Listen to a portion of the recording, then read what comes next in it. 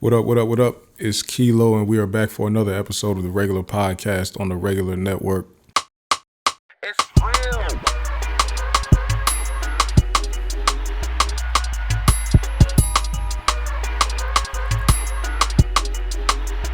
What's going on, y'all? How y'all feeling? Cool.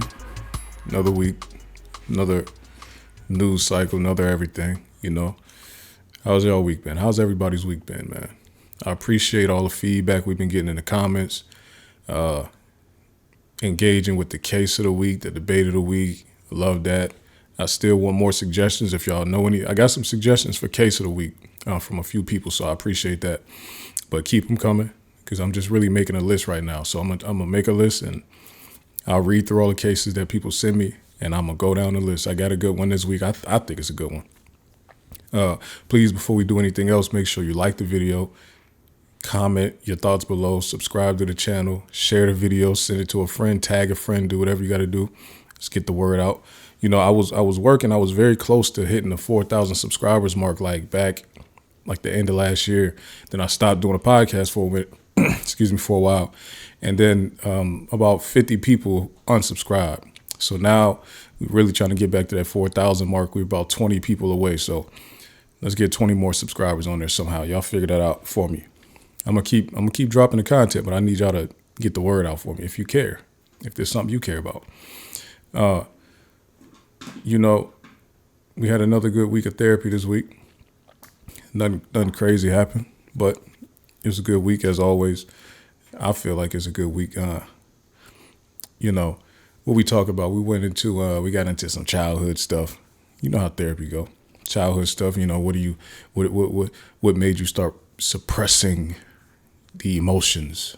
What made you start hiding the pain? You know, what made you stop expressing excitement? All that, you know, we got into all that type of stuff.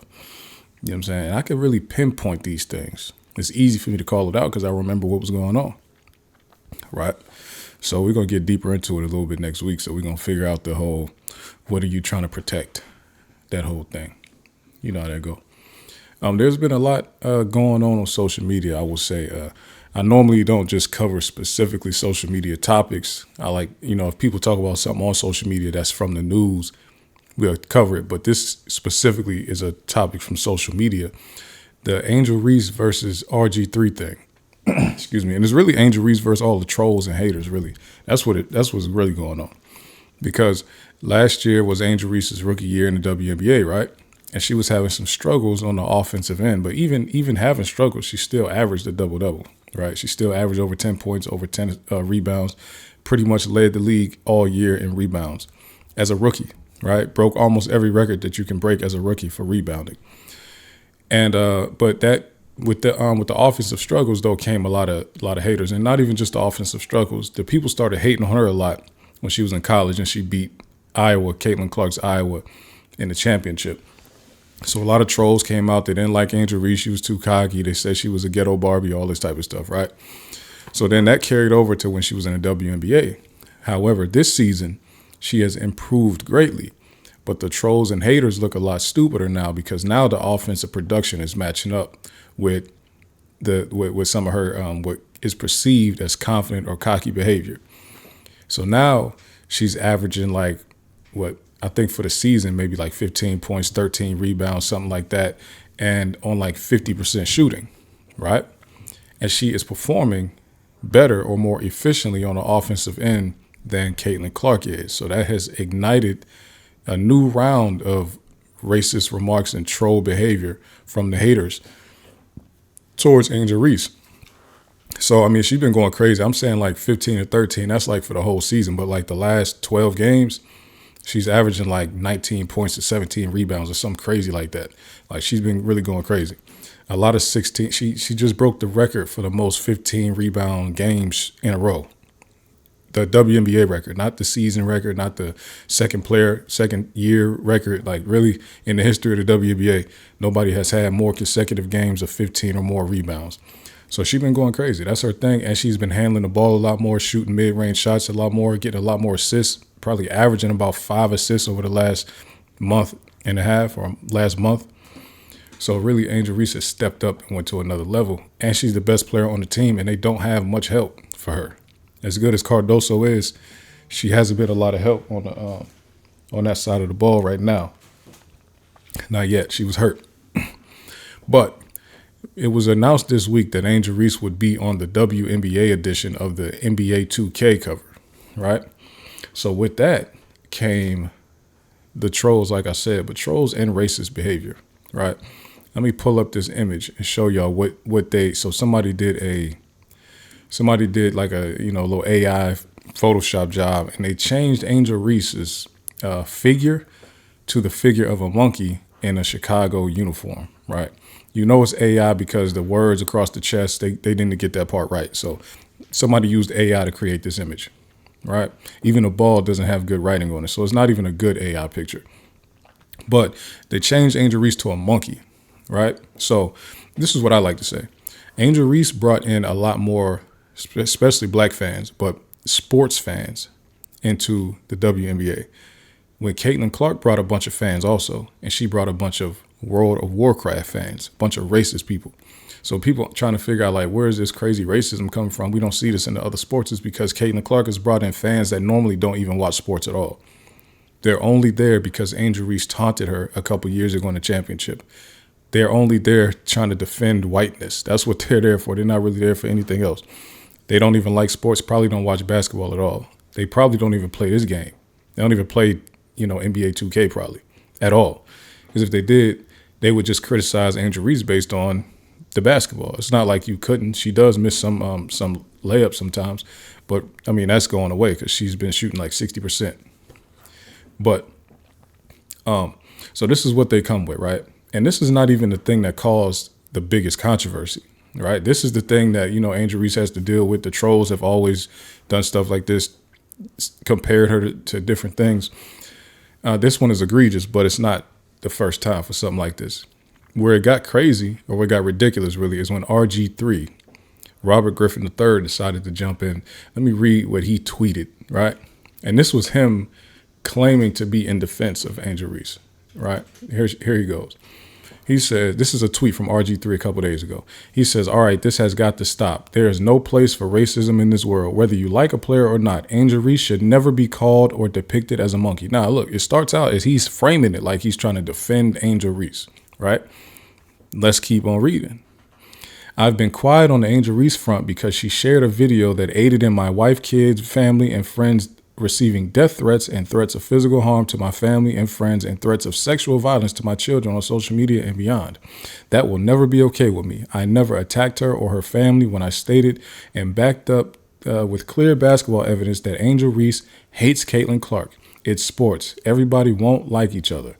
People in Angel's inner circle called me and told me I was right, and Angel Reese has grown to hate Caitlin Clark because of the media always asking her about Caitlin and being constantly compared to her.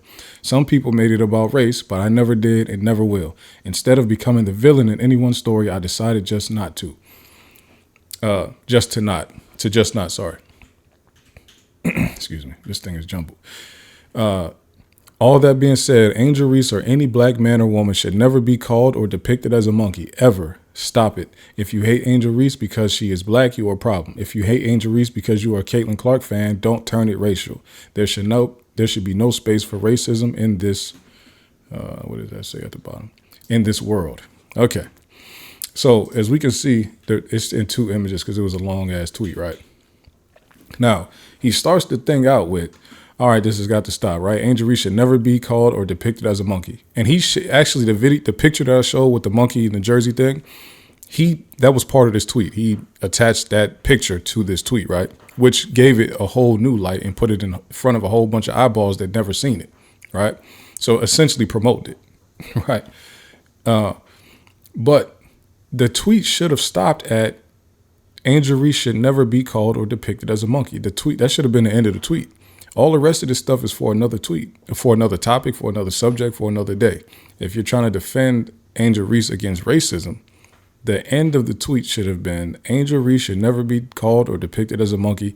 And if you have to show that image, then you put the image there. And then that's the end. Then you go on to other topics, right? But in the middle of your tweet, you decided to wrap your real feelings in this whole thing and make it seem like your tweet was about supporting Angel Reese when really you just wanted to like bring up Caitlin Clark again and make up another story that Angel Reese hates this lady. Not only are you saying that Angel Reese hates her, you're saying that people from Angel Reese's camp called you and said that Angel Reese hates her. Angel Reese, she responded. She pretty much said lying for the internet is crazy because everybody that I'm cool with is on the internet with their first and last name. So who would have called you? And I'm like, RG3 is a little older than me. RG3, I think, came into the league in like 08, 09, something like that. And then he, maybe it wasn't. It was around that time, right? He came in the league around that time, but he had done 3 years in college already. So RG3 is probably like 37, 38 years old. Who from Angel Reese, and this is an NFL player, Angel Reese is a young 23, 24-year-old WNBA player. Who from her team would even have connections to RG3 to call him and say anything about what she feels? That's first. So you talking about somebody in her inner circle, so like a 25-year-old girl or woman called you and told you what Angel Reese was feeling? I don't believe that anyway. Do you think like one of the coaches on the Chicago Sky called and said that? I don't believe that either. So who would have called RG3 that's from Angel Reese's inner circle to say something like this, right? Why would they call RG3? They didn't call Stephen A. Smith. They didn't call Shannon Sharp. They didn't call Skip Bayless. They didn't call Max Kellerman. They called RG3. Why would they call him and say that? I mean, I'm saying somebody in Angel Reese's circle. Like if they wanted to be salacious and get a story out, RG3 was probably like number 40 on the list of people that you would call if you wanted to get something out there in sports media. Somebody that wanted to say something like this about Angel Reese would call the Shade Room before they would call RG3. You see what I'm saying? They would call Jason Lee before they would call RG3. He would probably not be on the list at all to get called from Angel Reese's inner circle if they wanted to expose something about her, right? She's bigger outside of sports than she is in sports. So why would they call RG3? Like a lot of people that even follow Angel Reese don't even know who RG3 is. I know who he is because I was an NFL fan for a long time, but most people that even know her don't even know who he is at all. They only know who he is because he keep on tweeting about her hating Caitlin Clark. A lot of them only know. Most of them don't even know him at all. And they definitely don't even know him for his athleticism because he's been hurt most of what we know is his career. And I was a fan of RG3, so I'm not knocking his career. He was way talented, super talented. And he was like a double major, too. He graduated with 2 degrees, right? So he's very smart, and he did it in 3 years as a 3-sport athlete, 2 or 3-sport athlete, right? Double major, multiple sport athlete, and graduated in 3 years, right? So he's like a genius. But then he said something in the middle that made no sense. He said, I have never attacked her or her family. And when I stated and backed up with clear basketball evidence that Angel Reese hates Caitlin Clark. What type of basketball evidence can show somebody hating somebody else?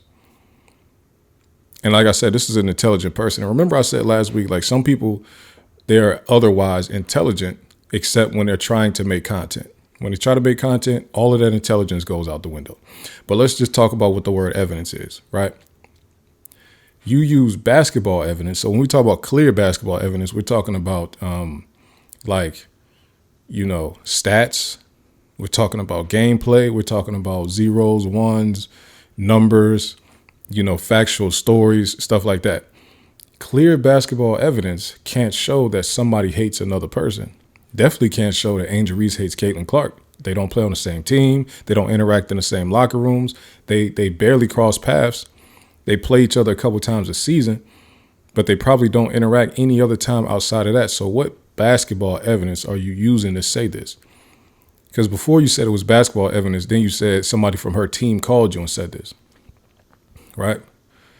Which one is it? And then every time he talks about this Angel Reese, Caitlin Clark thing, he comes at it from Caitlin Clark is the one being hated. She doesn't hate anybody. Everybody hates her. Mostly Angel Reese hates her. Caitlin Clark does not feel anything about Angel Reese. And it's funny because normally the person who is the loser is the one who has more negative feelings about the person who beat them. So the fact that the narrative keeps on being that the winner in their head-to-head is the one who dislikes the loser is just it's like not even a good narrative at all anyway. You make a bigger story if you talked about how Caitlin Clark hates Angel Reese for the whole, in the face thing, the Tony Ayo thing. you would make a bigger story out of that, saying that Caitlin Clark has been trying to get this revenge ever since. It's not that Angel Reese hates Caitlin Clark. A lot of people don't like that Caitlin Clark is getting away with so many things, and nobody in media wants to talk about it. It shouldn't have to be like the smaller podcasts to talk about this stuff. Caitlin Clark is on the court, clearly pushing everybody around, whining when she gets fouled, missing a whole bunch of shots, making her team worse when the better players on the team are trying to help. They get none of the attention. Caitlin Clark gets all the attention for the team's success, and she's messing them up. Wild amount of turnovers, wildly inefficient. What they say, she's shooting 29% from three-point this year. It's crazy. Angel Reese has a higher three-point percentage than this lady, and they're saying she's the best three-point shooter ever. So I think people around the league are not – it's not the problem is not Caitlin Clark. The problem is the media and their coverage of Caitlin Clark, right? Caitlin Clark is just a regular player that's good at shooting, but she's doing what she can to get her footing in the league. She's not doing anything wrong. She's trying to get better. It's the media that keeps on painting other players like they hate this girl, and that's causing what the issues are. So I doubt that anybody called you and told you that. But he went viral this week for this anyway. People got on his ass, and then he decided he wanted to keep on responding. So he said, "There's no place for racism in this world. There's a wrong side and a right side. I will stay on the right side of history and support all people." The difference with this whole all people thing is only one person got turned into a monkey on a video game cover. So we don't even need to talk about all people. You can just talk about one person. She got turned into a monkey on a video game cover. I spoke up in support of Angel Reese against racism, not to start drama, but I won't let anyone twist the truth just because it's inconvenient to them.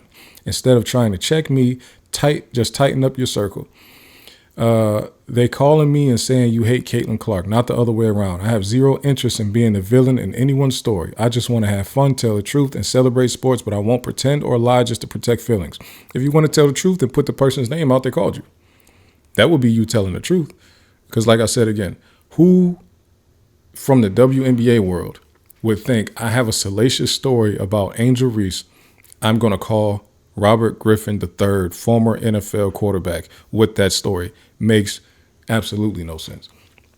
Top tweet. We need more people ready to build bridges between us and not walls that divide us. The only way to find unity is to talk through our differences in opinion and life experiences to find the best way forward. Now, I wonder about RG3 in the whole, when he's making it seem like he's just here to protect all people and he's against racism and all that. But his most of these type of like rants he goes on seem to be about Angel Reese specifically. He's not even covering the WNBA outside of that, really. He's just talking about, he's not even covering the WNBA with this. He was responding to a racist tweet and he made it about Angel Reese hating Caitlin Clark. So he really is not even against racism. He just wanted to use the racism thing as an intro to get into his issues with Angel Reese. And then he's saying that she posted a video and that made people attack his family. What video could she have posted to make people attack? Either way, man, I think a lot of people attacked RG3 this week about this. And,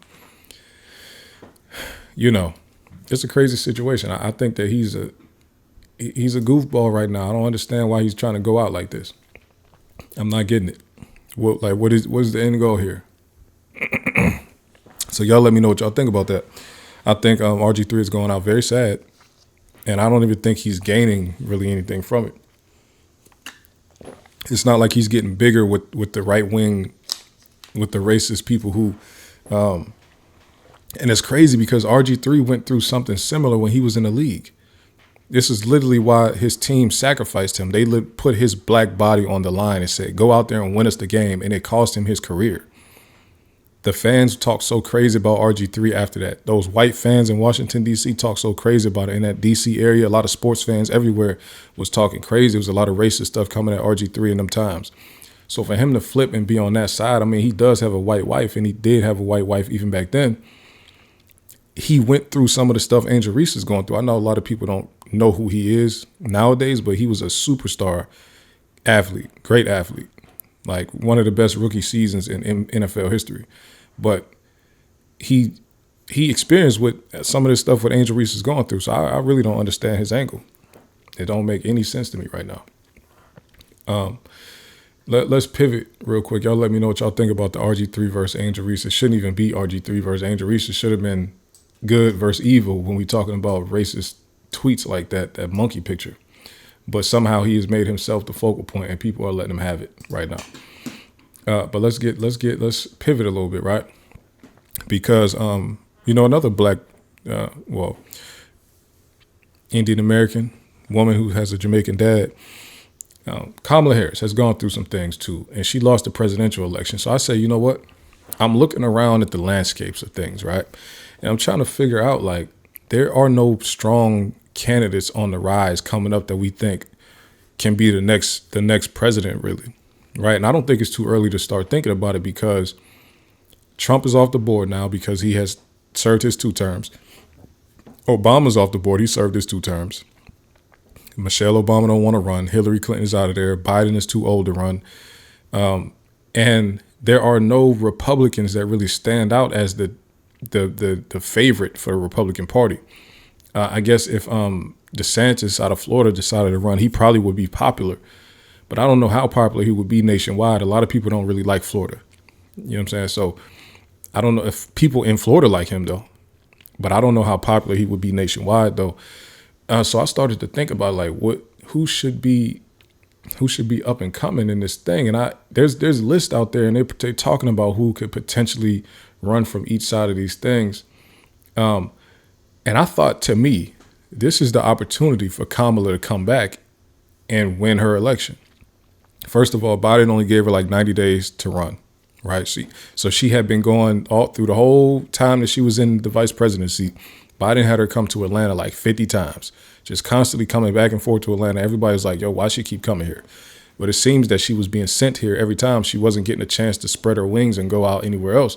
So then when Biden announced he was stepping down, it really only gave her a short amount of time to go reach out to the rest of the country and start really doing a real campaign. So I blame Biden more for that than anything. However, now that the what we call them big dogs, the big dogs are out the way now. The people who are almost like guaranteed winners, or people who are very hard to beat by opposition. Obama, Biden, Trump, very hard to beat, right? Now that they are out the way in this current political landscape, the next biggest name in presidential campaigns is Kamala Harris. Now, here's the problem with Kamala Harris thing, though.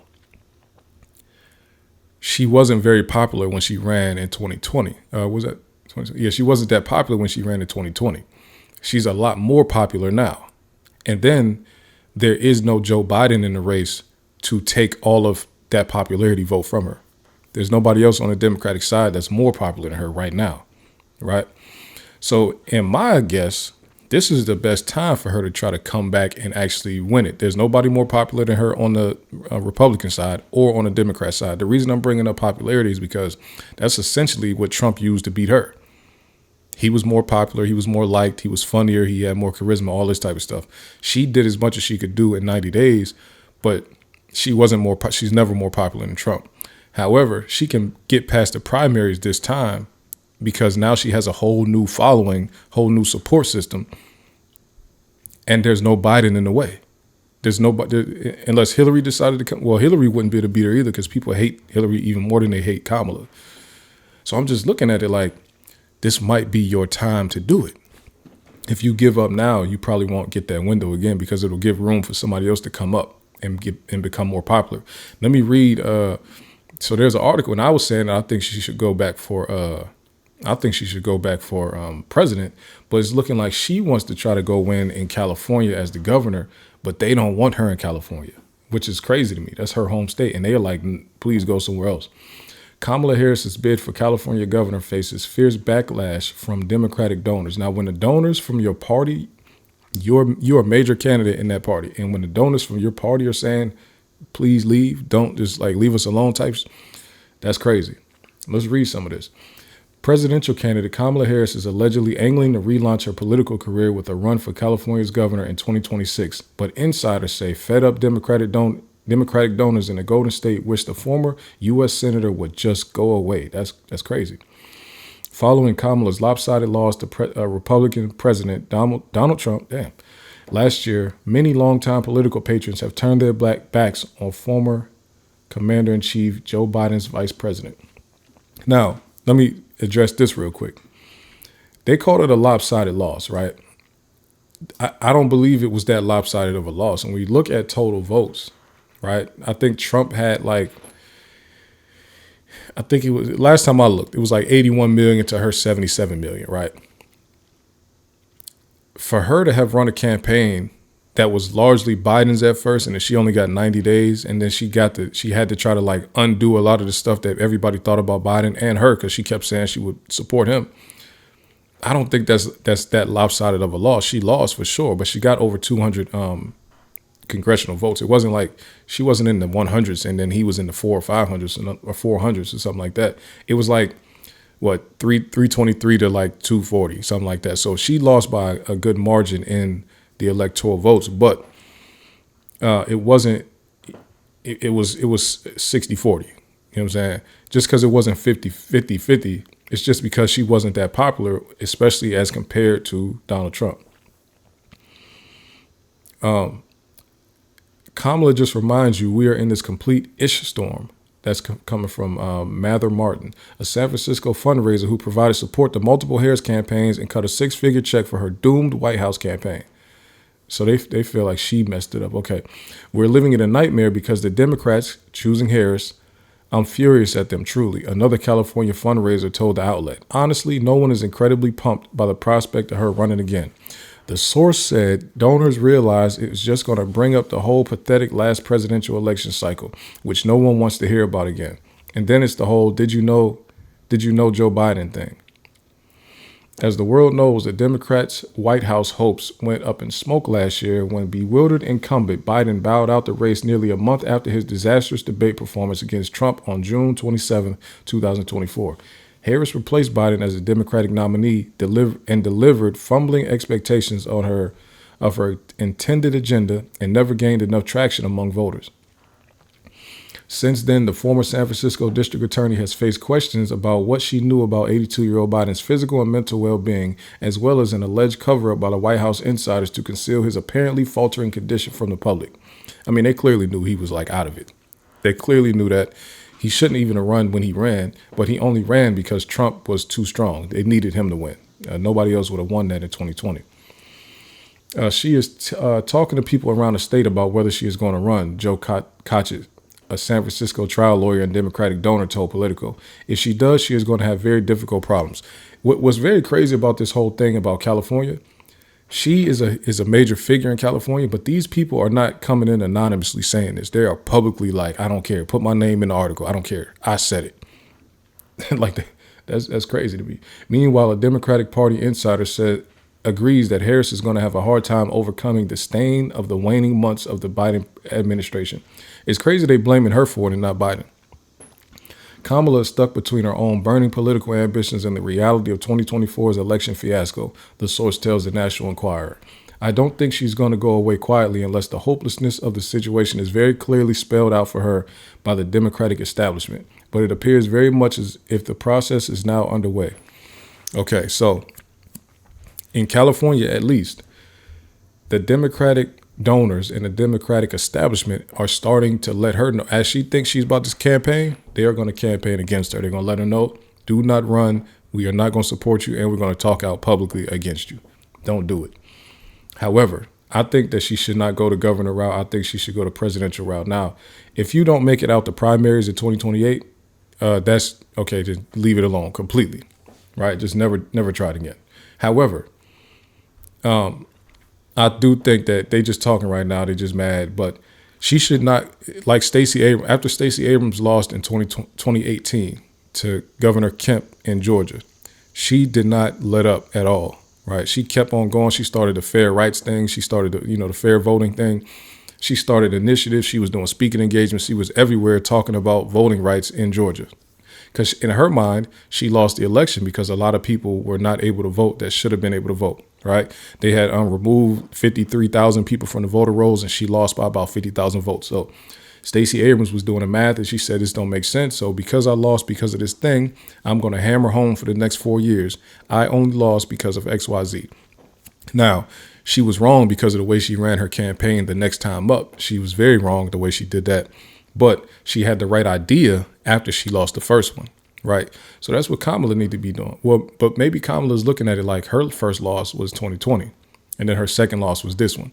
But if I was her, I wouldn't even count this. I wouldn't look at it like that. I mean, it does count because your name was on the ticket. But I wouldn't perceive it that way. I think she should not let up. If she has, especially with the stuff Trump is doing right now, if you think that you are going to have a chance at winning anything, you should not stop campaigning. Keep on going, speaking tours. You should be doing interviews. You should be everywhere talking to people that you want to galvanize. Now, the interesting thing about it is you lost and have not showed up anywhere else talking to black people specifically. But that whole campaign, even before Biden stepped down, she wanted to come talking to black people. She went to talk to black people everywhere. I mean, she didn't show up to the National Black Journalists Association thing, National Association of Black Journalists. She didn't show up to their event with Trump, stood them up for some other event. But she was talking to black people a lot. So it was like, yo, don't run away now because black people at 80% still voted for you. So you should still be out here being vocal with black people and the black issues that you said you cared about, or these things that you said were your initiatives. You should still keep on pushing them things. Still keep trying to get them passed. Because Stacey Abrams showed us you don't have to be in office to get some rules changed, right? Because just like Harris, Abrams is also a lawyer. So she knows how to get rules and laws passed. So you should be working on that right now, if that's what you are really into. But we can't tell. We can't tell as long as you just sit quietly and just don't talk to the people that even put you in a position that you are in right now. Now, let's see what they're saying on the GOP side. The Republican side, potential 2028 GOP contenders already making moves. Let's see who they think. Look at this list. This is a weak list right here. Honestly, this is a weak list. Terrible list. But pretty much everybody that was running and trying to get Trump to pick them for VP. You see J.D. Vance right there. This is Kemp right here. Cruz. So let's just go ahead. What? See, they let you read certain stuff on your phone, but they don't let you read it on the computer. Okay, let me find another article that'll explain that. Let me see. Let's see. Do we have another article that will talk about? They do have the list of the top 10 contenders from the Democrat side. Let's see who they are, and are any of them stronger than Harris? Man, what?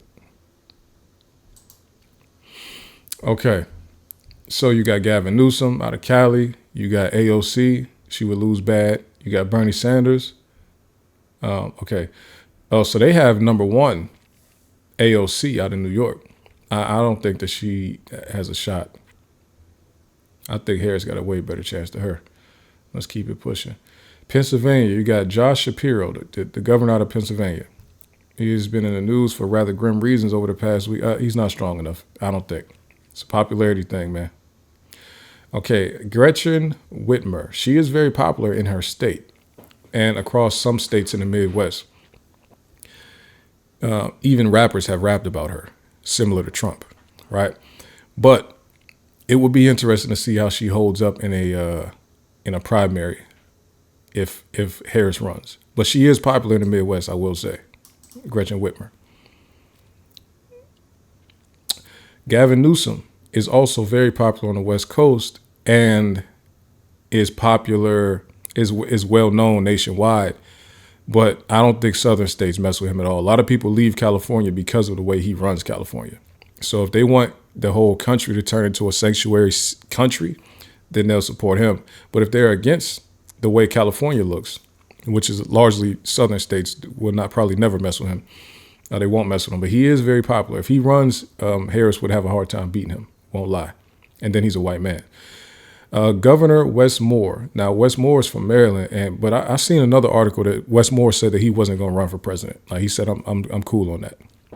But they have him as one of the top candidates. I don't think so, but they have him on here. Number 6, Harris. I think they're saying that she's only ranked here at number 6 because they don't think she really wants to run. They can't tell if she even wants to run again. But I don't think she's the 6th strongest candidate at all. Okay, Illinois Governor J.B. Pritzker. Illinois, I don't know if Illinois is making enough noise either. has brought a plenty of fire to his verbal fights with Trump on at least one occasion, drawing a parallel between the new administration and the Nazis. So when you do like the hot points, the buzzwords and all that type of stuff, and you're not very well known, and then Illinois is largely gets put in the news because of the way Chicago violence is. So when you have a hard time getting control of your major city in that way, people nationwide are not going to trust you. If you have to go stand in a debate with people and they start bringing up Illinois and they start bringing up Chicago violence, he won't make it past the primaries. Former Transportation Secretary Pete Buttigieg. Impressive early showing during the 2020 primaries, especially in Iowa. I think Pete was popular, like as far as doing interviews and stuff like that, but I don't know if he can make it out of a primary again. Former Chicago Mayor Rahm Emanuel, who was Ari Emanuel's brother, and Rahm Emanuel is the brother of the person that owns Endeavor Enterprise, the company that bought UFC and WWF and all this type of stuff.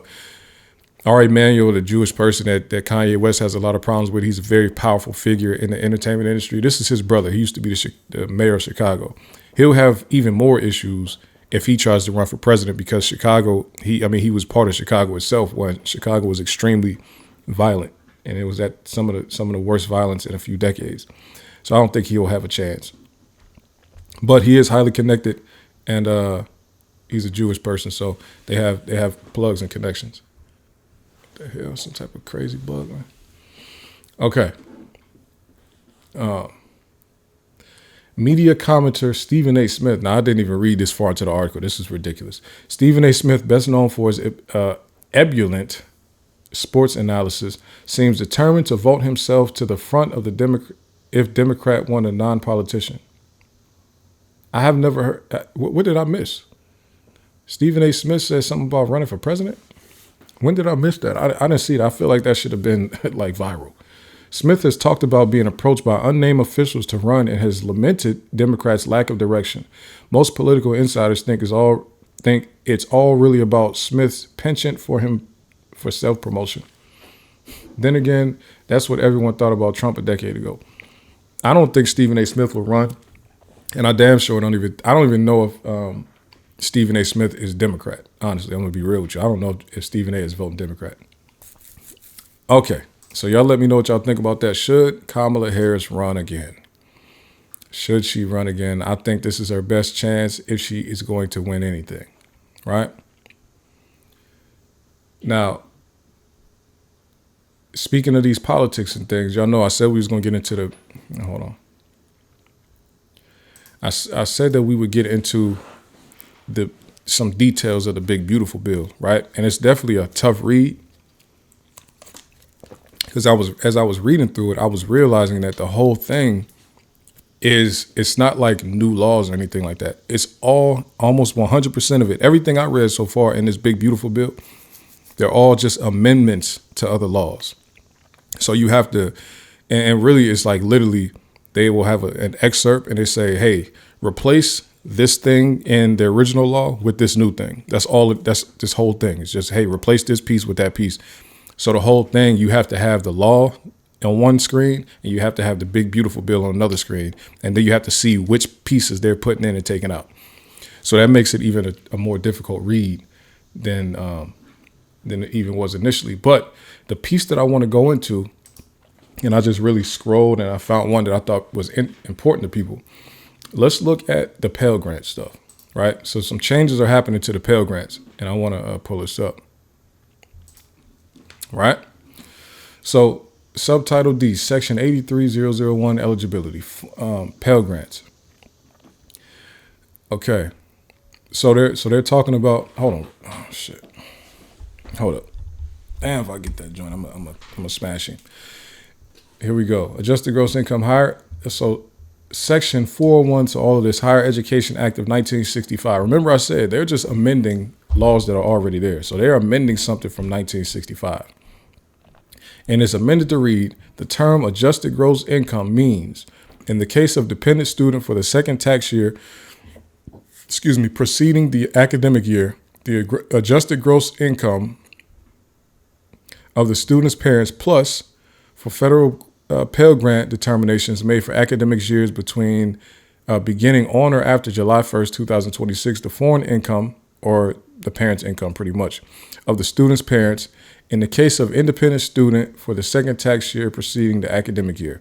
The adjusted gross income of the student plus the federal Pell Grant determination. So this is all, they're just saying replace this stuff, right? Let me read what the actual. Okay, here's the big piece, right? Federal Pell Grant ineligibility due to high student aid index. And student aid index, I'm being told, or I've read, is a new way that they're calculating whether or not you can get federal student aid, excuse me. Okay. Ineligibility of students with high student aid index. Notwithstanding subparagraphs A through E, a student shall not be eligible for the federal Pell Grant under this subsection for an academic year in which the student has a student aid index that equals or exceeds twice the amount of the total maximum federal Pell Grant for each academic year. The effective date for this is July 1st, 2026, right? This is a big one because I've seen a lot of people was like, yo, they're pretty much getting rid of the Pell Grant. They're not getting rid of it. They're just changing the requirements, right? Let me read it again. Oh, shit. Let me read it again. Notwithstanding subparagraphs A through E, a student shall not be eligible for a federal Pell Grant under this subsection for an academic year in which the student has a student aid index that equals or exceeds twice the amount of the total maximum federal Pell Grant for such academic year, right? Now, if it's 2 times or more the federal Pell Grant money, you are no longer eligible, right? So let's go find. Hold on, give me a second. Let me pull up the article here where we start looking at how much is the federal Pell Grant. Now,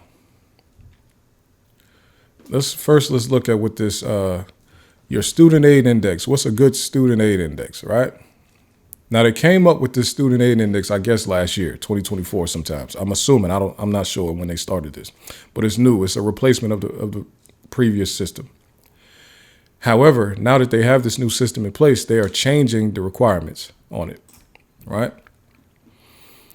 What is the student aid index? Your SAI is a number calculated by the federal government using financial and family information from your FAFSA. For those familiar with prior versions of the FAFSA, it replaces the EFC or expected family contribution. What does the number mean? The lower your student aid index, the more aid you are likely to get. Your SAI can go as low as negative 1,500. Yes, that's below zero. An SAI that is 0 or below guarantees that you will get the most federal financial aid available, including the maximum Pell Grant. At the moment, that is $7,395. So it's currently the federal Pell Grant is $7,395. As this number climbs, there is less chance that you will get the federal Pell Grants, but you will still be eligible for federal loans and possibly college-funded grants, depending on your family's income. Now, this is currently the federal Pell Grant total, $7,395. What does the new law say? The new law says a student shall not be eligible for a federal Pell Grant under this subsection for an academic year in which the student has an student aid index that equals or exceeds twice the amount of the total maximum federal Pell Grant. Now, some people reading that, they're thinking like, oh, my student aid index. So if they're thinking if they have income more than if you have income more than twice this number, then you can't get the Pell Grant. That's not true. It's your student aid index is a calculation, and it's not income. It is income based. It's based on income. Let's read. What is a good SAI? As a student, a good student aid index number is one that will result in lots of scholarships and grants or free money, allowing you to attend college as cheaply as possible. The lower your SAI, the more need-based aid you will receive. Looking at your SAI and trying to get your head around what that means, we like college. Okay, so they give an index chart. You can look up your family income and the actual family size to get a sense of where you stand, depending on the type of college you plan to attend. And be sure to check the reader's questions at the bottom. Okay, let's pull up this chart so we can see. And I'm going to show y'all the, these advertisements, man. Okay, so let's just go straight down to the chart. All right. And then they have a good video here that they posted that you can look up and learn more about the student aid index if you don't fully understand it when I go through it, right? Let's see. There are some changes we got to look. Okay. Here we go. Let's just read this intro. For the majority of families thinking about how to pay for college for the first time, the SAI chart is probably going to, excuse me, it's probably going to be pretty shocking. Remember, a good SAI is lower. The lower the score, the higher the potential for need-based financial aid. Keep in mind, this SAI chart is only an estimate, and at some point, you're going to want to put in your real data. See calculator below.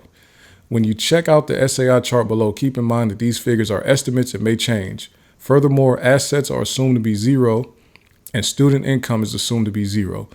You can find your family adjusted gross income on the left, see how many dependent children you have, and see your student aid index in the chart. The higher the number, the less student aid you'll be eligible for. Now, let's look at the chart. Right? Green means you're eligible for pretty much everything that they have. Yellow is you're eligible for some public 4-year help and elite colleges. Orange is you're eligible for aid at private 4-year colleges and elite schools. If you're red, just elite schools. And if you're purple, you're not eligible for anything. Right? So here we go. Now, the number that we see over here in this part of the chart, all these numbers down here, where you see all these zeros at and these this is your SAI. This is your student aid index, right? And this number down on the left side is the adjusted family income, right? Or adjusted gross income of your family. So essentially, if the family has dependents, that changes your student aid index. And that seems to be the biggest factor that will change that student aid index, right? So pretty much any family making under $40,000 a year, they are guaranteed to be eligible for all forms of federal student aid, right? And then, so as we go up in income, we see that our student aid index changes, right? So for a family with 2 dependents, you can make up to $47,000 a year, or that family can make up to $47,000 a year adjusted gross, and they're still eligible for all. So anything with a 0, you're eligible for everything, right? If you have 3 dependents, you can make up to $55,000. If you have 4 dependents in your house, you can make up to $65,000 and be eligible for everything, right? It doesn't mean that you wouldn't get a lot of federal student aid if you make more than that. It just means if you have, make under $65,000 or $65,000 with 4 dependents, you will get everything. Okay. So let me see here. Now, previously, before the Big Beautiful Bill, you can make all the way up to $110,000 and still get the Pell Grant, right? You can make up to $110,000 and still be eligible for the Pell Grant. That has changed. Let me read that law again. A student shall not be eligible for federal Pell Grant under this subsection for an academic year in which the student has a student aid index that equals or exceeds twice the amount of total maximum federal Pell Grant for such academic year, right? So before you were eligible all the way up to $19,000, right? And it was only, so the max would be $19,400, right? And that's if you have 4 dependents making $140,000 a year. But because it's now the limit will be twice this number here. Now you can make pretty much 14. Your student aid index can only go up to like $14,800, right? Or $14,790. So that brings it down. if you are a person with one dependent, your SAI cannot go over, or your adjusted gross income can't go over 95,000, right? If you're a person with two dependents, your adjusted gross income for your family can't go above 105,000. So if you got two parents making 53,000 a year, you are no longer eligible for the Pell Grant, right? If you have three dependents in your household, you cannot make more than 115,000 in your household. And if for four dependents, the household cannot make more than $125,000 to be eligible for the Pell Grant. So it's really cutting it off for, it's changing things for these segments of the income brackets, right? A lot of people and a lot of households already weren't eligible for the Pell Grant. It's not getting rid of the Pell Grant. It's changing who's eligible, right? So pretty much every household making over 100,000 a year, those are the households that will be impacted. It doesn't mean that you won't be able to get the Pell Grant, but it does mean we got to start looking at those dependents now, those dependents in the household to see if you're now eligible. Okay. So that's big news. That's big news for some people, right? So please make sure you understand what's going on here, because if your household, if you got a 2-parent household and they both making 60,000 a year, you probably will not be eligible for the Pell Grant, right? Because if both parents make 60,000, your adjusted gross, your SAI, you would need to have 4 dependents to be able to get eligible for that money, right? So I think this is very interesting. I think people should look into it. But here, let me read the rule one more time for you. A student shall not be eligible for a federal Pell Grant under this subsection for an academic year in which the student has a student aid index that equals or exceeds twice the amount of the total maximum federal Pell Grant for such academic year, right? And that's this week's edition of Donald Trump's Big Beautiful Bill, which, like I said last week, they made him change it. Or I might not have said this, but they made him change the name. This Pell Grant new rule goes into effect July 1st, 2026. So if your household is making over 120,000, you better get all the student aid that you can get right now. And there's other changes to federal student aid, but I'm just telling y'all the Pell Grant one. So when people say they're getting rid of the Pell Grant, no, they're not. They change. People who make under, people who, like, a lot of the poorest households are still very well within eligibility requirements. It's the households making over 100,000, and we know a lot of households don't make over 100,000. I think the median household income is for black people is 80. I'm saying black people, but let me look up what the median household income in America is. 1 second.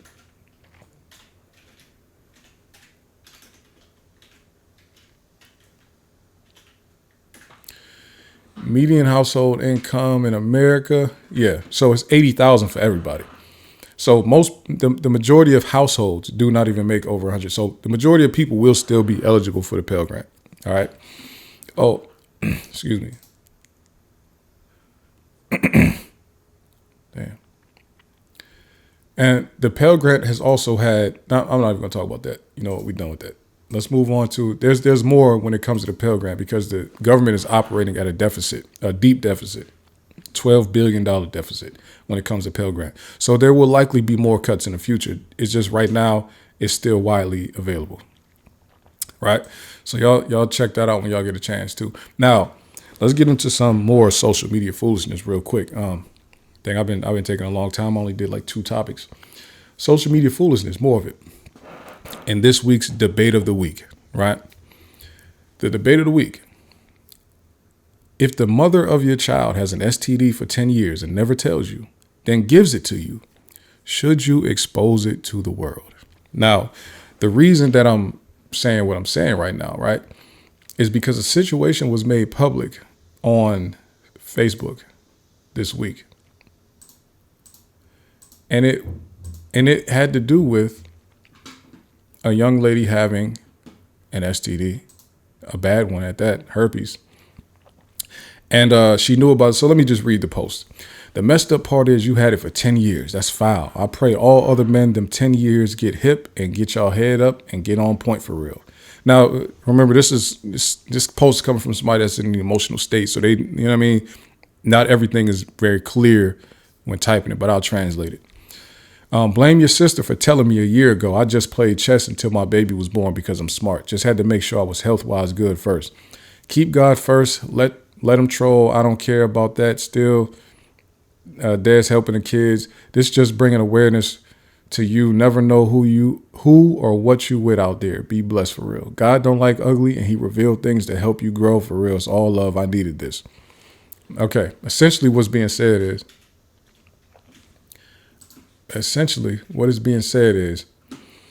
all right, so let me read the next post. If this was me, 10 years knowingly having something and passing it around on purpose, y'all would crucify me. I haven't even lived here the last 8. So a lot of y'all men need to get tested. I'm not sparing this woman at all, and I'm pressing all charges and going as hard as possible. God don't like ugly. I'm so protected. What he meant for evil turned for my good. She gets no mercy, no grace, no nothing. She's the definition of evil. My God, this ish is scary as F out here. All I did was be a great father and man, helped this woman whole time for 10 years. She done had some ish, and I've only known for one. It was impossible for me to know until her sister told me, and since then I've been playing my role for my damn daughter, trying to make it look good.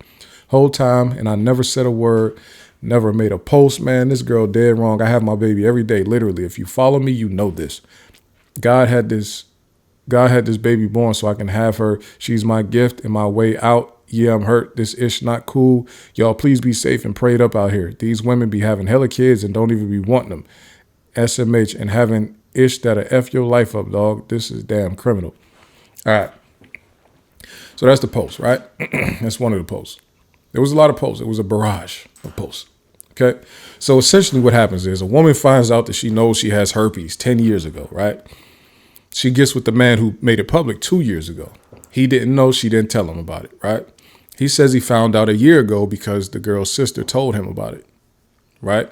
But in that time, with the 2-year time, they had a kid together, right? He got her pregnant and they were having a baby. So he said he found out a year ago, but he didn't want to make it known because he pretty much wanted to use that information at a later time to be able to take custody of his child, right? So eventually, I guess they get into a fight or something like that last week or earlier this week. And he posted it all on the internet, exposed it, and he got her arrested. But she was arrested for assault, like she punched him.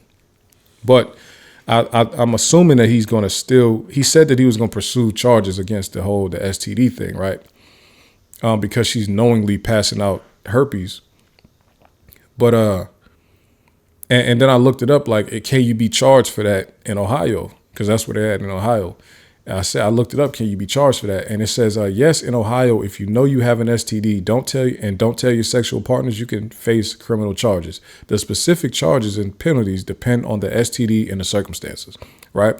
So we all know about like HIV. If you give people HIV, yes, that's a felony. You get in trouble, right? You're going to get in trouble big time, right? Felonious assault if it's HIV. Now, if it's other STDs like herpes, chlamydia, etc., while not explicitly mentioned in the same way as HIV, knowingly transmitting other STDs can lead to criminal charges under general assault laws. Ohio Revised Code defines assault knowingly causing or attempting to cause physical harm to another person.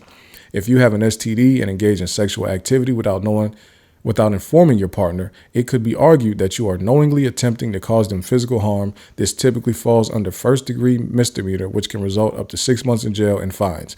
So it's kind of like a slap on the wrist for real, but I guess you can get in trouble for it. Criminal charges to apply, the prosecutor generally needs to prove that you knew you had the STD.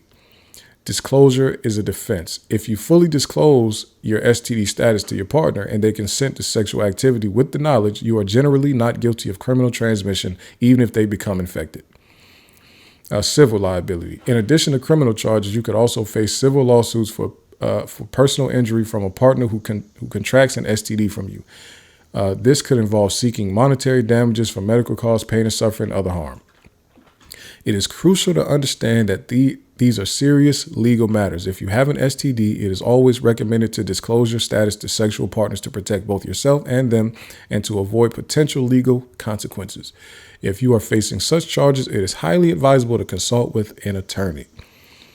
So that's the rules on the whole thing. But I'm asking y'all, what I'm asking as the debate of the week, if, and I said the mother of your child, but let's just say if your partner gives you, let's just say you found out that they had STDs for a long time and they never told you about it. And you weren't even with them most of the time. So you met them and they already had it. And then they give it to you. Would you expose them to the world? Or should they be exposed? Right? So that is the debate of this week. Y'all let me know what y'all think, man. It's crazy. Now, that's a messy one. I'm not going to lie to you. That's a messy one. But I just, it was so crazy that I just was like, let me see what the people think. You know what I'm saying? Let me see what my good people think. And please make sure you put those thoughts in the comments. And that'll roll me right into the case of the week. Now, I think the case of the week is also a crazy one. This also came from recommendation from one of the homies, right? And I do think that this is a wild one. I mean, it gets wilder because when you start to look at like who committed the crime and like how much time they got, it's disgusting. Let's go ahead and check it out. Now, hold up.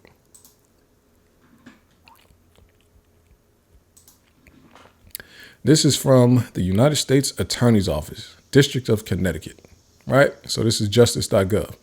The nurse pleads guilty to tampering with fentanyl vials intended for patients at fertility clinic. Now, this is a couple years ago, so this case is resolved. It's over now, but it's interesting to me. I wasn't familiar with it. And I'm surprised it's such a prominent university. They have been able to keep this so quiet because I don't understand how I never heard about this. Leonard Boyle, acting U.S. Attorney for the District of Connecticut, announced Donna Montecone, 49 of Oxford, waived her right to be indicted and pleaded guilty today before the U.S. District Judge Janet Hall to one count of tampering with a consumer product. Very interesting. It's only one count. Okay. And you'll see why I say that after we keep reading. Pursuant to the Coronavirus Aid Relief Economic Securities Act, the court proceeding occurred via video conference. Okay, so this was during the pandemic. According to court documents and statements made in court, Montecone was a nurse employed by the Yale Reproductive Endocrinology and Infertility Clinic in Orange. As part of her responsibilities at the Yale REI, Montecone ordered and inventoried a variety of narcotics used by the clinic, including fentanyl, which is a component of a cohort of drugs used by Yale physicians during outpatient surgical procedures to anesthetize patients and protect them from feeling pain. In June 2020, Montecone began stealing fentanyl for her own use.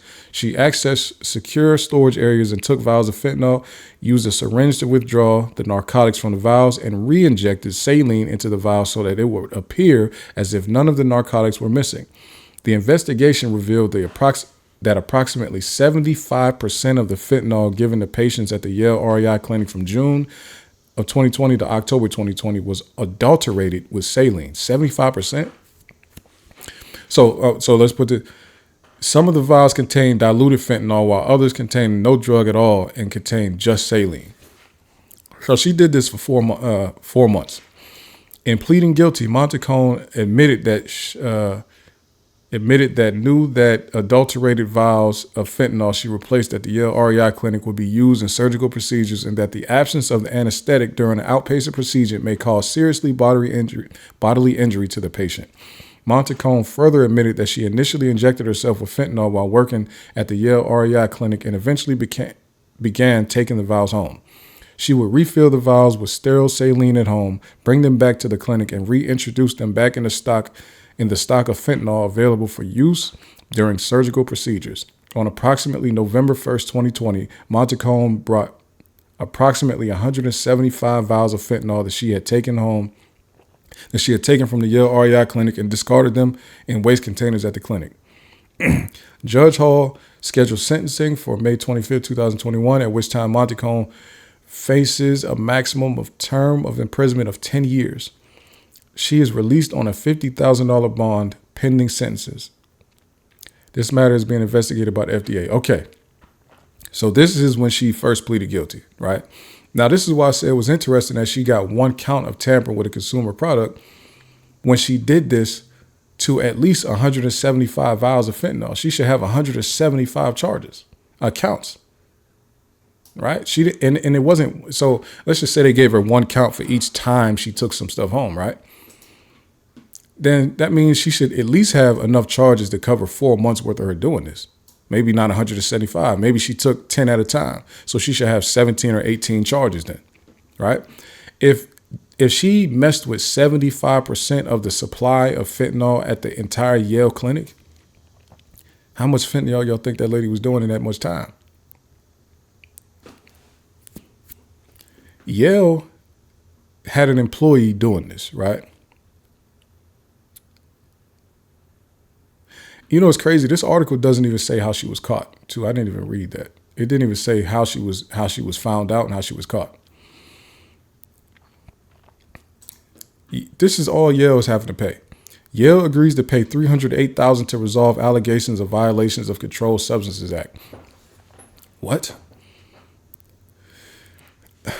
Let's see here. Orange, Connecticut. Vanessa Roberts Avery, U.S. Attorney for the District of Connecticut, today announced that Yale University, on behalf of Yale Medicine and the Yale Fertility Center, has entered into a civil agreement with the federal government in which it will pay a total of $308,000 to resolve allegations that it violated civil provisions of the Controlled Substances Act. The Yale Fertility Center is a fertility medical practice located at Yale University's West Campus in Orange, Connecticut. The Yale Fertility Center is operated by Yale Medicine, the clinical practice for the Yale School of Medicine, and a component of Yale University.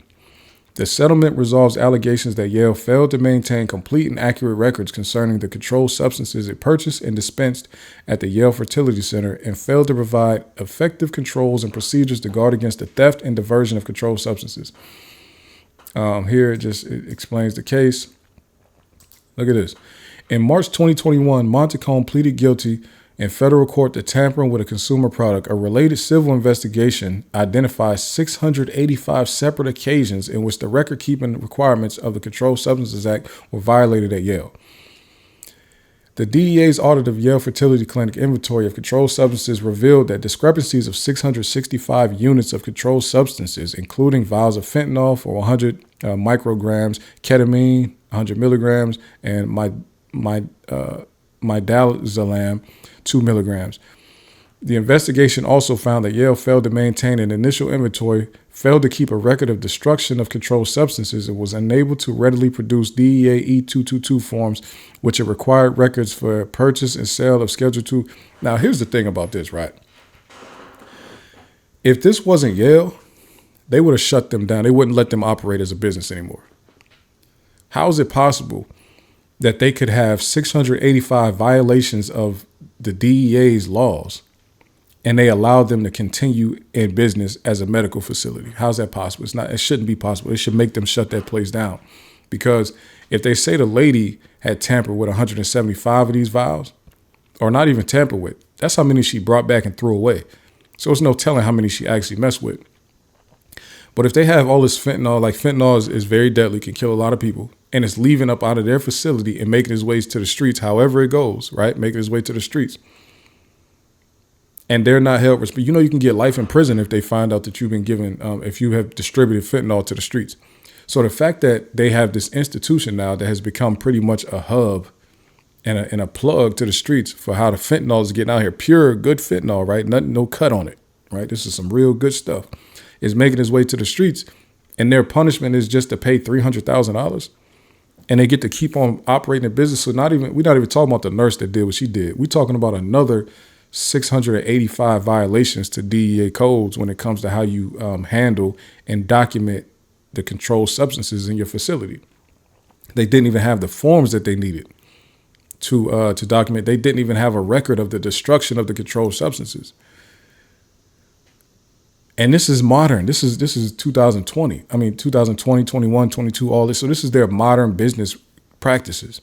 This is not like we didn't have to look back 50 years and see, oh, they never kept track of whatever.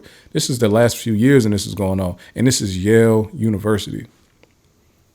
The fact that they're able to continue operating is really what's sick, right?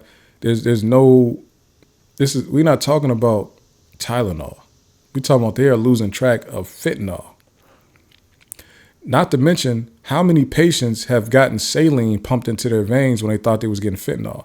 There should be a class action lawsuit against them. And I'm surprised that after 3 years since this settlement right here, there's not a class action lawsuit with all the patients. I wouldn't take a settlement at all without first naming the lawsuit, filing the lawsuit. We got to file that lawsuit first. And that lawsuit need to be, each person should be walking out of there with at least $500,000. Like the 300,000 is just what the government said you got to pay us for violating the rules, whatever. That's like a fine pretty much, right? But you got to pay the patients who was getting pumped with saline instead of fentanyl. So if you went up there, had some type of surgery and you felt like you was in an enormous amount of pain, you don't know what was going on. And actually, honestly, they should pay every patient who got care between those times that they mentioned in that other article, because if y'all don't have records of who was getting each vial and y'all don't have records of what y'all destroyed and how y'all used it and all this, that means everybody should have a claim, right? Yale can't just say, oh, I don't know which one we gave you, so we're not going to pay you at all. No, that shouldn't fly. They should have to pay everybody. Let's look at what this lady was sentenced to for this crime that she committed. Nurses sentenced 4 weekends behind bars. I'm annoyed they don't even have her picture right here, because her picture is out there. Let me see. This is what this lady looks like, right? She got a $50,000 bond, right? And she was out immediately. And then got sentenced to only 4 weekends in jail. Not 4 weeks in jail, not 4 months, not 4 years, 4 weekends. This lady got 8 days in jail for stealing fentanyl and taking it to the streets. Are we to assume that she took all of that fentanyl herself, that she used it all herself, she injected it all into her arms herself? Do we believe that to be true? It's way more likely she was distributing this shit, right? But somehow this white lady was only given, and she should have got more time anyway, just because of the fact that you are in a professional institutional setting where your job is to administer care to other people, and you violated that. She should be given charges for her violation of the people and violating the DEA's rules around handling controlled substances. The fact that they only gave her a charge for tampering with, what was that charge? Tampering with consumer product. Her charge is not even specific to controlled substances. Like the fact that one count of tampering with a consumer product. So like, essentially, it's like the same charge as if you go into the store, take a barcode off of one item and put it on another item. That's the same charge as what she just got. Tampering with a consumer product. But she's moving fentanyl around the streets. All right, let's read this. That's Donna Montecone's penalty for swapping infertility patients' fentanyl with saline for 6 months. Judge Janet Hall handed down that sentence Tuesday in New Haven, that's Connecticut. Excuse me. Montecone, 49, pleaded guilty in March to tampering and swapping fentanyl with saline as part of a scheme to support her addiction. Of course, she said she was addicted. That's what all the drug dealers say. Nah, that was personal use. Do you need to steal fentanyl for 6 months? Like steal 100, 200, 600 vials of fentanyl for personal use? Come on, man. That means that she, let's just say she was taking as much, right? Fentanyl is one of the strongest drugs in the world, right? She was only doing this thing supposedly for 180 days.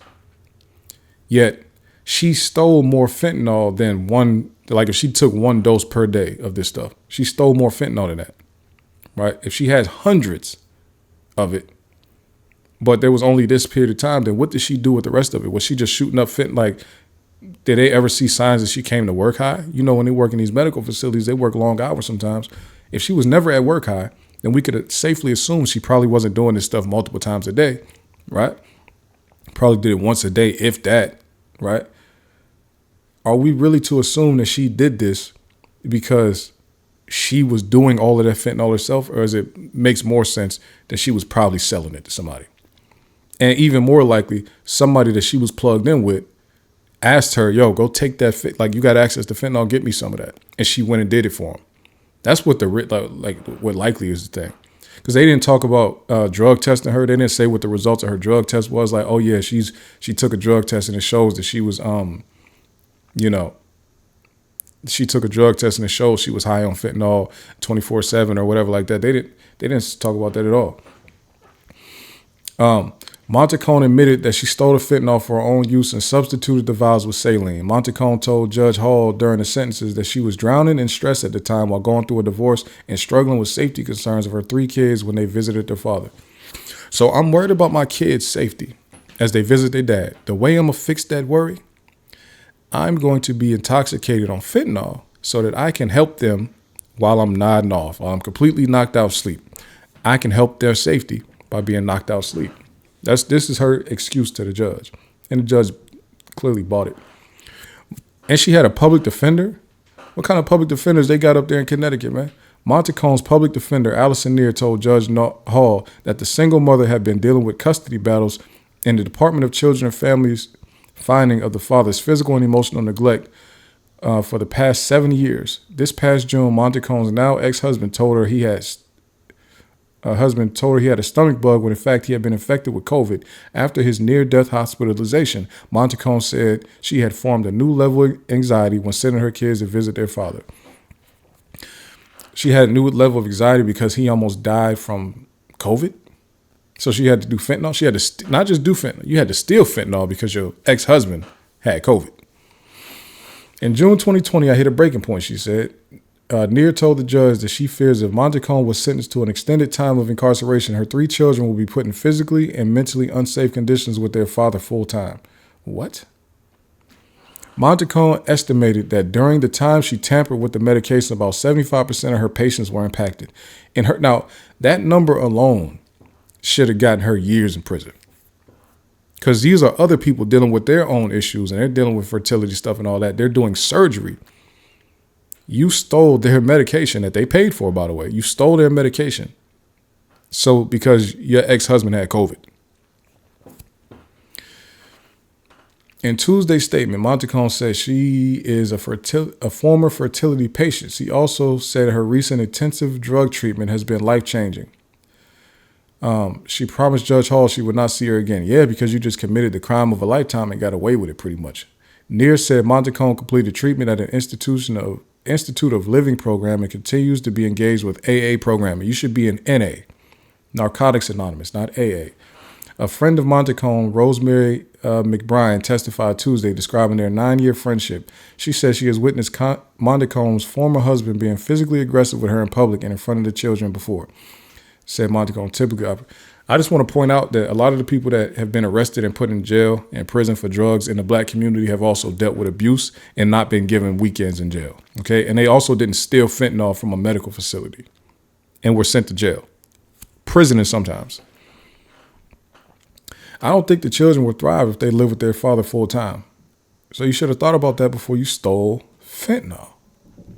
Assistant U.S. Attorney Raymond Miller said Montecone caused physical and emotional pain to several victims who submitted victim statements to the court. He argued that Montecone's crime deserved a prison time because the physically invasive in vitro fertilization procedure the victims were already going through became more costly emotionally, biologically, and financially. Again, they were paying for fentanyl and getting saline.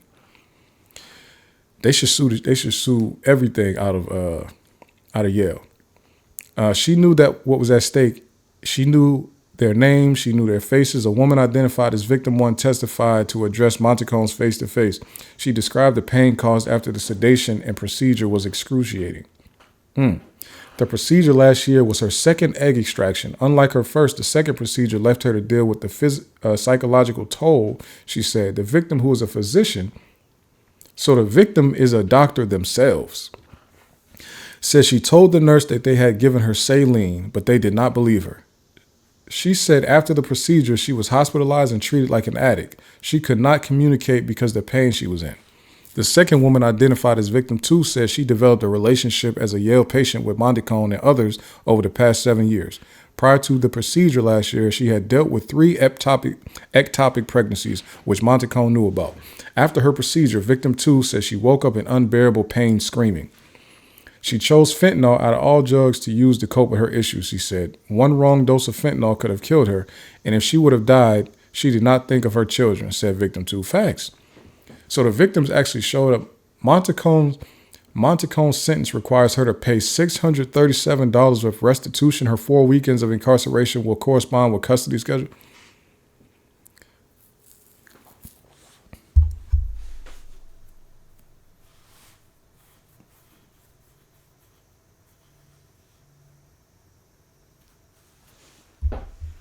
This is the type of law that white people have to deal with a public defender. This just tells you there's 2 different legal systems in America. There's a legal system for white people, and there's a legal system for black people. It is extremely different the way the 2 systems work. They have different laws. They have different sentencing guidelines. They have different fine and fees guidelines. They have different restitution guidelines. I know people who pay more restitution than this for smacking people. For punching people in the mouth, they have paid more in restitution than what this lady had to pay. For people that she essentially tortured with saline instead of fentanyl during surgery. This is like torture. I mean, Yale should be paying these people. Now that I'm really reading the victim stories too, one of them being a doctor, Yale should be paying them $1 million each at least. Because these are already not high profile, but these are like wealthier individuals. They're doing in vitro. In vitro is an expensive procedure. So the type of people even getting these type of procedures are wealthier, right? They're going to Yale for their care. These are wealthier people. I mean, like, they should not let this go. This lady had to only pay $637 in restitution. She didn't even have to pay $650. Like, so she had, like,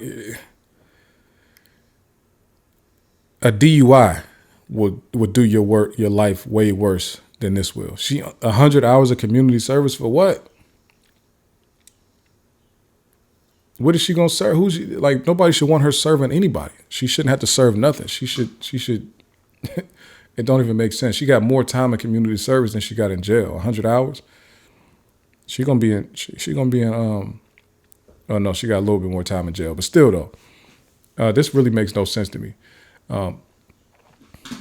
Wow, just baffling, just flat out baffling, man.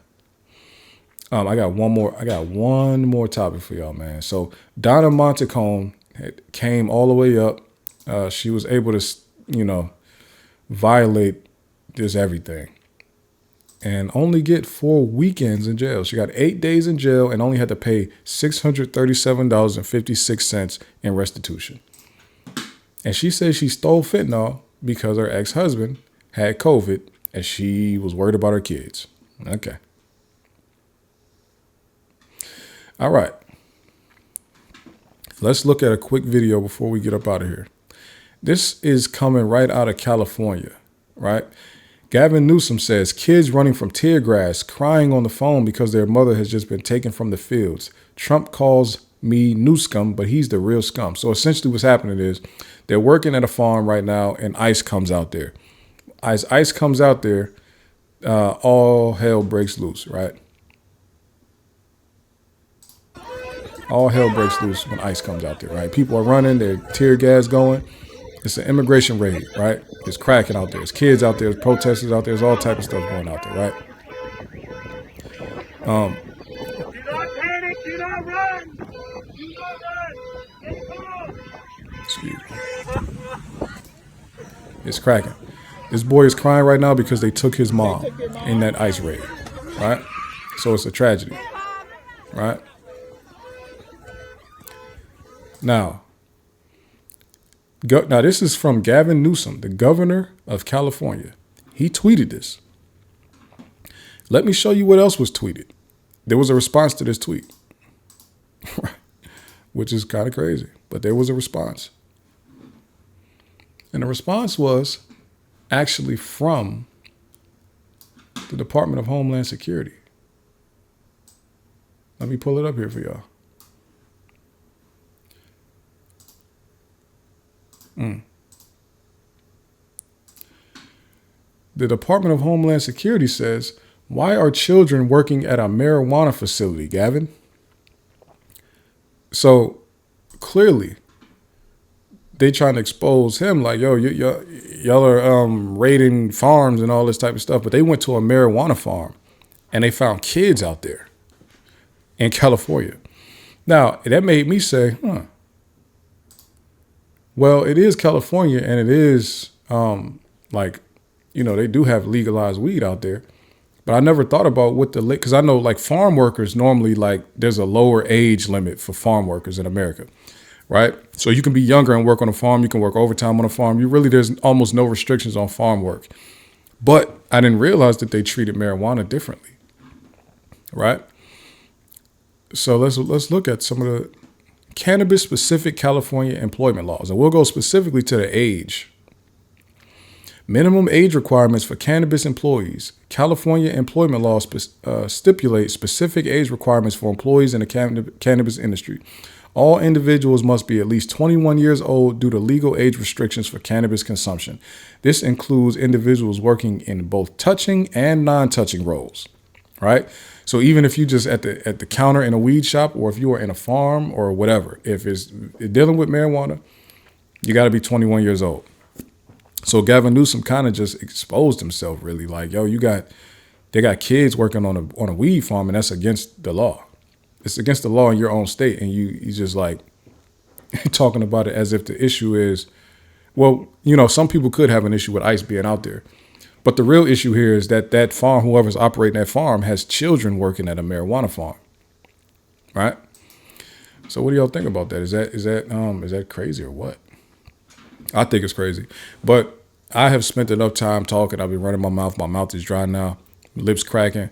Everything's cracking, right? So y'all have a good evening, a good week. You know what I'm saying? This podcast will be out on Sunday.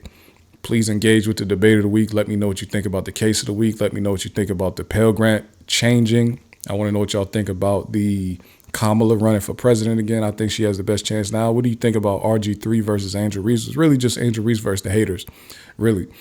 And I'll see y'all next week, man. Y'all have a good one. And send me the recommendations, man. If y'all want to engage in the debate of the week, please let me know. You can call in on Discord, man. I will gladly take your call on Discord. But it's not live, but you'll be on the show when it's released. And please engage with the case of the week, man. It's a good one. It's another good one. Subscribe to the channel, share the video, like the video, comment. Peace.